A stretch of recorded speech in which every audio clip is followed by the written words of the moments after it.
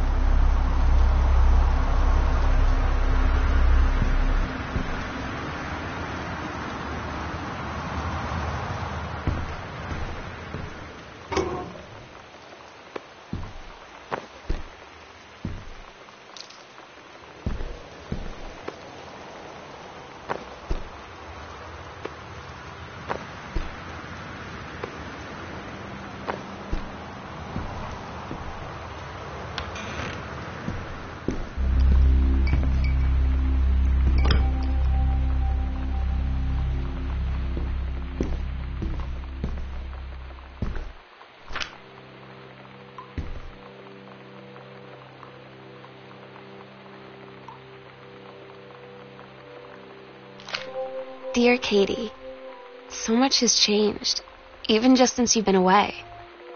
We moved into this house.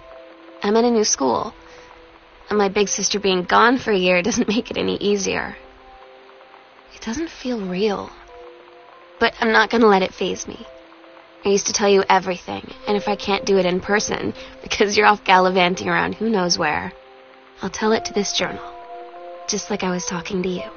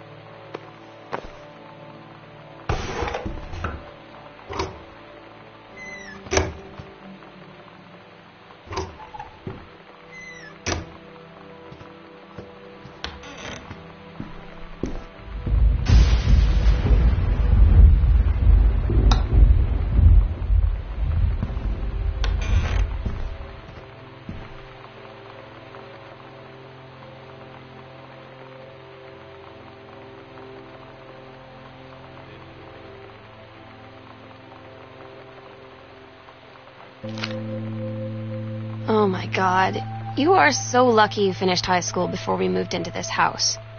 So, it's the first day of school, and there I am, introducing myself to the class, and I say that I just moved into the house on Arbor Hill. All of a sudden, every kid in the room turns and just stares like I suddenly transformed into a mutant. I just stood there, wishing pretty hard for a rewind button. Because now maybe nobody knows my name, but they all know who I am. The Psycho House girl. Great. This is a severe weather warning. The Northwest Weather Service reports high winds. You know that feeling where the first moment you see someone, it's like they have a big gold star around them, and you have to get to know them? Well, there's this girl. I think she's a senior. She's usually dressed kind of punk. But sometimes I see her in this, army uniform. And she's always drawing in this notebook, looking so intense. I had no idea how I would ever, have an excuse to talk to her. till I noticed she and her friends hang out and play Street Fighter at the 7-Eleven every day after school.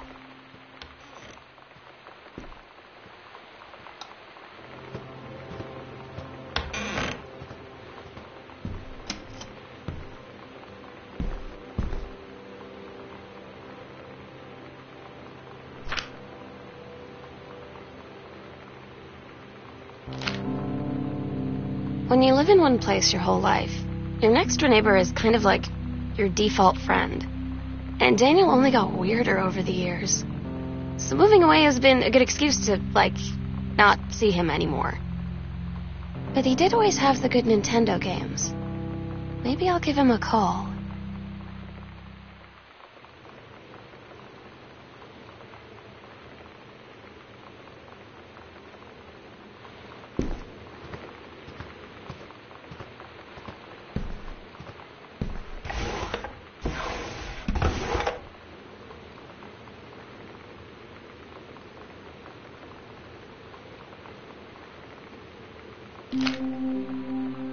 So you know what they say about the best laid plans of mice and men?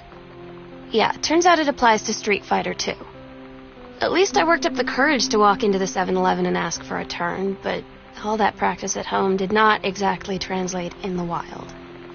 So after I was finished getting my butt kicked, I followed them outside while they smoked. And that was when she asked me if I was that psycho house girl. But then she said she's always really wanted to see the psycho house. Her name is Lonnie. She's coming over tomorrow.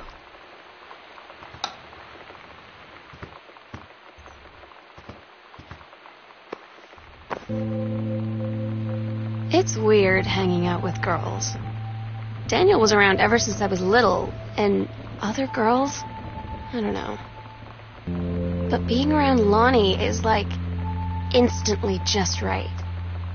I gave her the grand Psycho House tour and took my revenge on Super Nintendo. And it was I don't know, I finally found someone I feel normal around. I drove her home and she gave me this tape and said, "You have got to listen to this." I haven't stopped playing it since.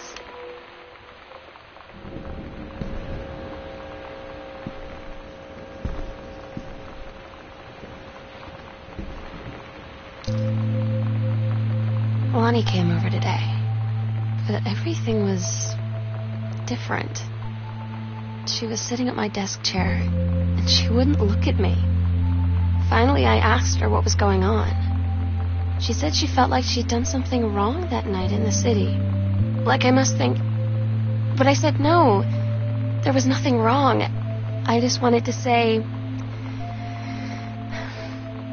But I couldn't find the words.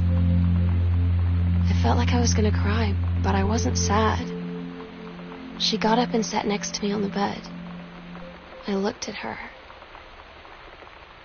Lonnie, do you think you could ever... And that's when she kissed me.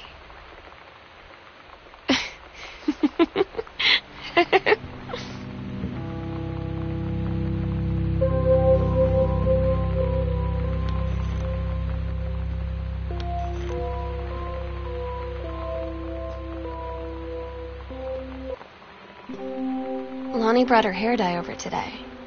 She said, "I need to fix these roots. Think you could help?" Dyeing hair is weirdly intimate. I don't know if I've touched someone else's scalp before. That's pretty intimate, right? It felt intimate.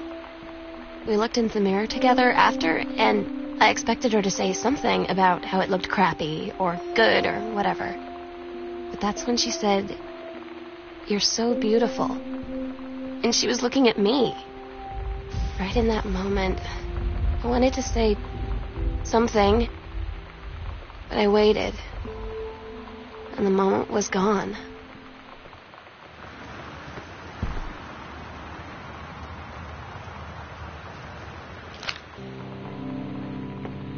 Sometimes you just have to lie to Mom and Dad.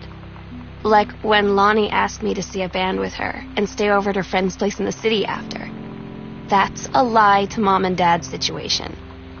But it was so worth it. The girls on stage were just so loud and real and awesome. And everybody was moving together like one huge tide of sound. Between two songs, Lonnie leaned over and said, "How do you like your first show?" I was so happy. I felt tears starting in my eyes. And then she up and hugged me. I think she could tell.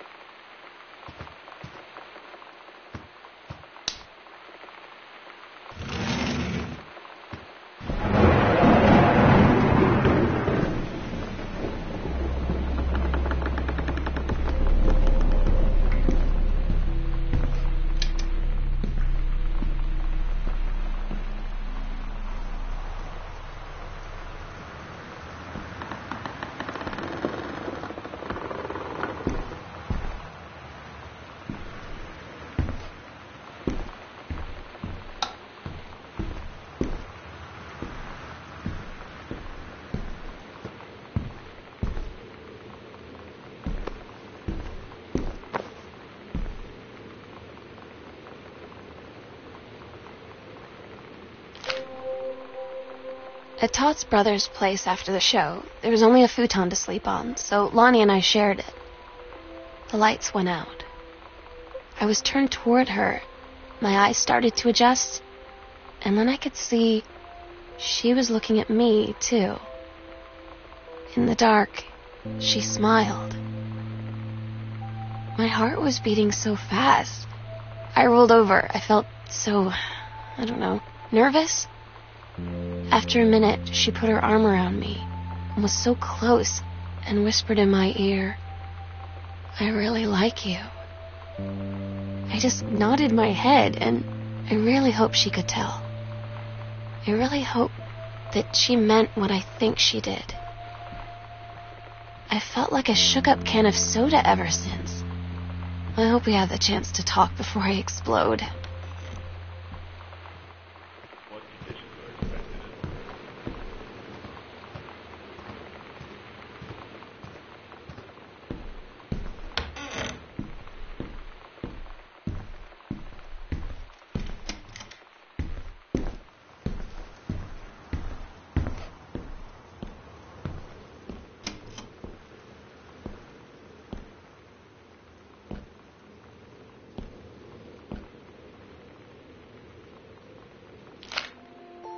It's different now. I mean, we still hang out all the time like before. But now when no one else is around, well, So you could say we're dating. But it's secret. Secret dating? I don't know. I mean, I guess that's the real difference. Now when we get off the phone or go home for the night, or it's just quiet and we're alone, we say I love you.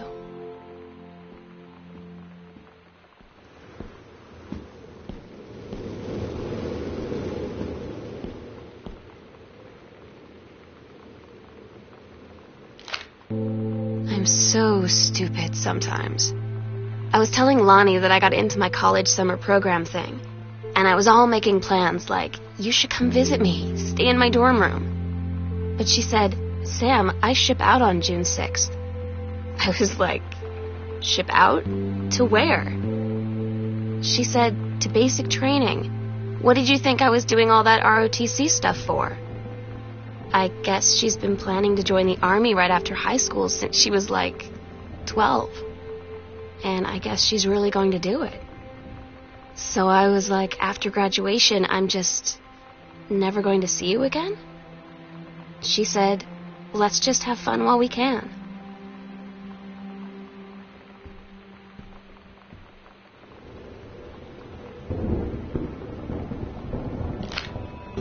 Todd's band lost their singer. Todd said he sucked. Lonnie said he got sick of Todd's shit, and he was complaining about needing a new singer. So Lonnie was like, I can sing. And they were all kind of like, you can? And she was like, probably. But she's been rehearsing with them for like a week now. And I finally got to see them play in Todd's basement today. And she's actually really amazing. I feel so proud when she's on stage. It's incredible being in awe of someone you love. So everybody knows it's like a temporary situation till she ships out in June. But till then, I'm gonna be at every single show.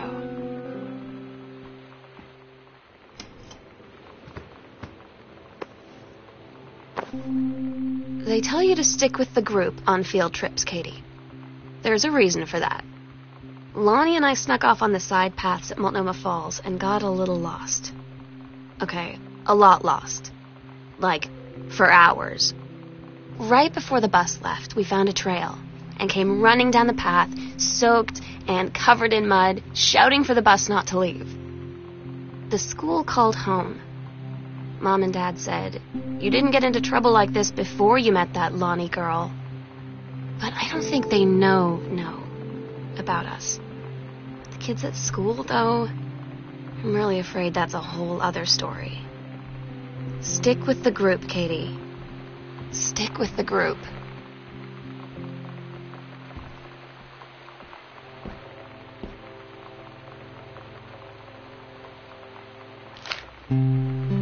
I don't get Lonnie sometimes. Like, her band, and our zine, and her hair, and everything are all anti-authority. But I watch her in JROTC, and she's doing drills in perfect formation, following orders, no question. And there's all this stuff in the news about don't ask, don't tell. Like, she's going to join the army and then have to lie about who she is. She said they don't need to know what they don't need to know. Like it was no big deal. This from the girl who trashed her locker to, like, defend my honor. I've learned when to stop arguing, though. I don't think Lonnie even gets Lonnie sometimes.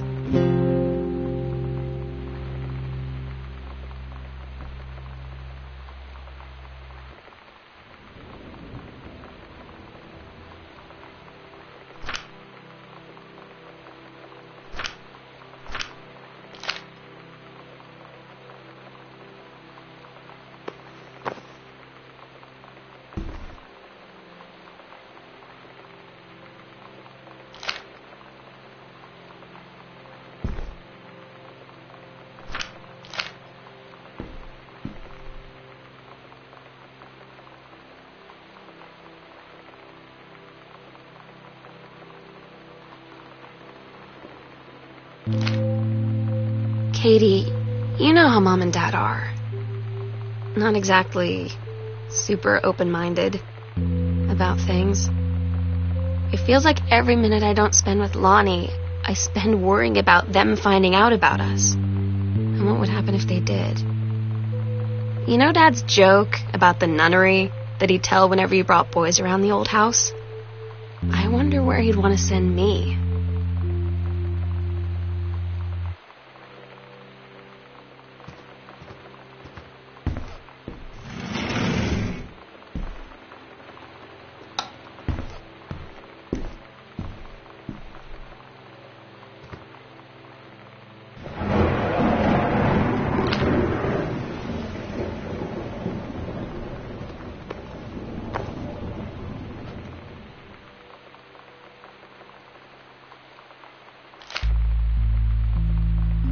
I had an interesting talk with Mom and Dad tonight. One you were never gonna need to have. I mean, you've known, right? I've known. I've known since, like, She-Ra. Mom and Dad didn't, I guess. But they saw the zine and the stuff on the locker, and they were like, is there something we should know about you and Lonnie? And so here's the thing. I was prepared for them to be mad, or disappointed, or start crying, or something, but they were just in denial. You're too young to know what you want. You and Lonnie are just good friends. You just haven't met the right boy. It's a phase. I didn't see coming. That they wouldn't even respect me enough to believe me. Well, joke's on them, because they're in for one very long phase.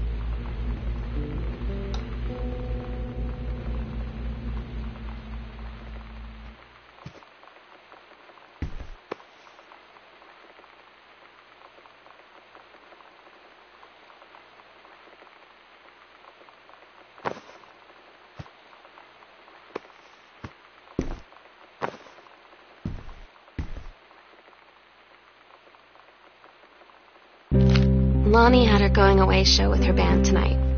She's so incredible on stage. When she was singing, I could practically forget everything.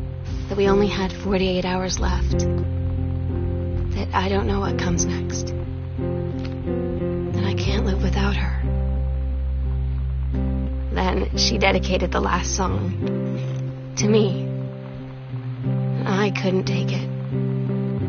I was out on the curb in the alley, sobbing till my ribs hurt. I would follow her anywhere, Katie. But I can't. Where she's going. After a long time, she found me. She said she was sorry. She said, I wish things could be different. I just wanted to make you happy. I said, I don't think you can anymore.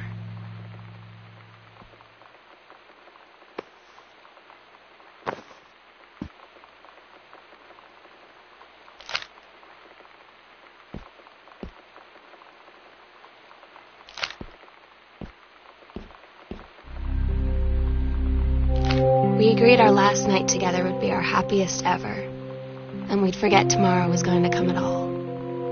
It worked for a while. We had a good time seeing Oscar off, then ran up to the attic to look through our photos, to find one for Lonnie to take with her. And looking at them, I realized they were all in the past, and there wouldn't be any more. I didn't know what I was going to do. And I cried, and she held me. She said she knew it was hard, but life would move on. I said I didn't want my life to keep moving without her. That's when she cried too. I was so exhausted. I must have fallen asleep like that, in her arms. In the morning, I woke up, and I was finally alone.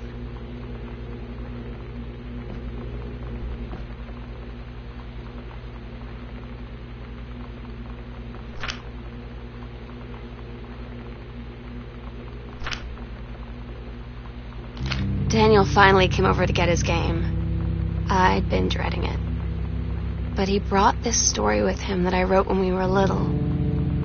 I started reading it, and then there I was, crying at the kitchen table.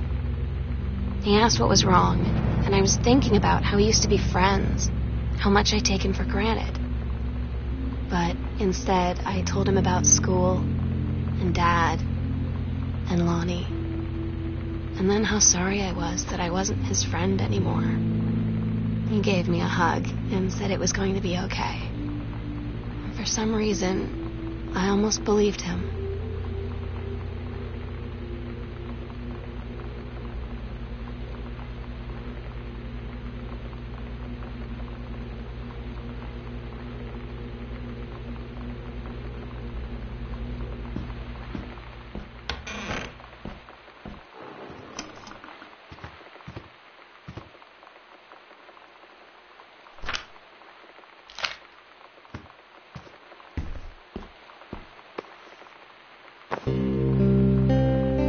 I asked Lonnie what she had to do to get ready to ship out for basic training.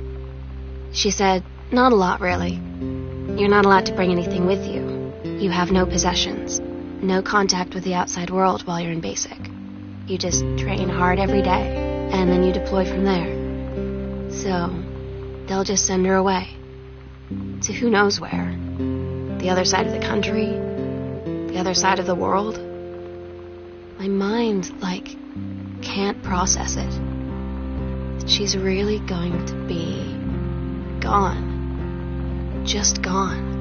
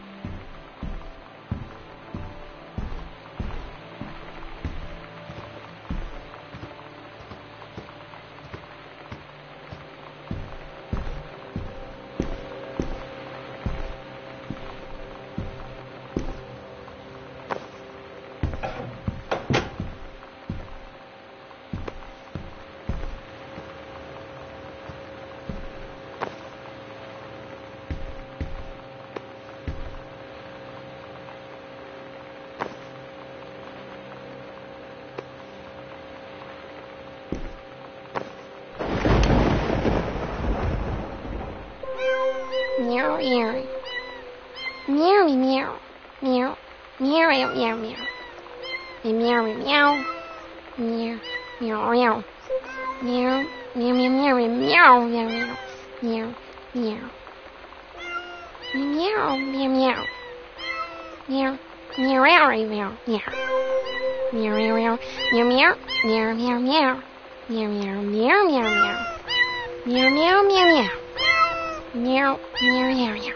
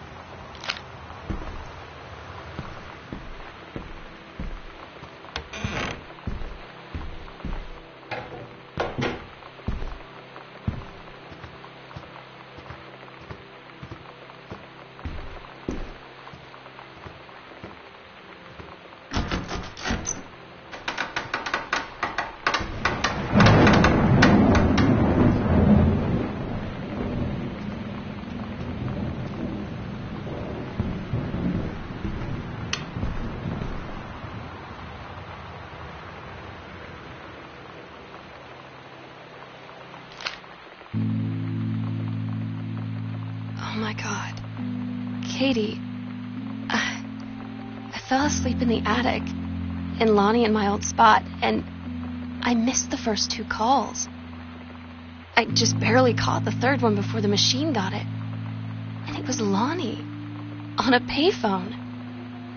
She'd been on the bus to Basic, and she said she couldn't think of anything but me and us, and that she couldn't go through with it, with the Army and being apart and all of it. And so she got off the bus in Salem. She said, "Sam, I want you to pack up everything you can and get in your car and come find me. And let's just drive until we find somewhere for us." And she asked me if I could do that. And I said yes. Yes.